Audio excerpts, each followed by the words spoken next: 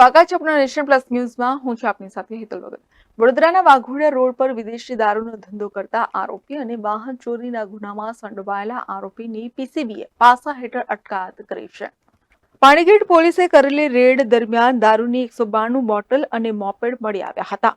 Red દરમિયાન આરોપી ભાગી ગયો હતો, જ્યારે ગત ડિસેમ્બર મહિનામાં વિદેશી દારૂની 288 બોટલ વાઘોડિયા રોડ વૈકુંઠ સોસાયટીમાંથી કબજે કરી હતી.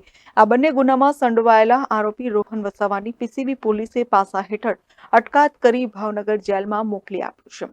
આરોપી સામે અગાઉ 8 ગુના નોંધાયા છે, જ્યારે અન્ય એક બનાવમાં ચોરીના 3 ગુનામાં પકડાયેલા આરોપી વિજય ગોહિલની પીસીબી પોલીસે પાસા હેઠળ અટકાયત કરી પોલીસે ભુજ જેલમાં મોકલી આપ્યો છે.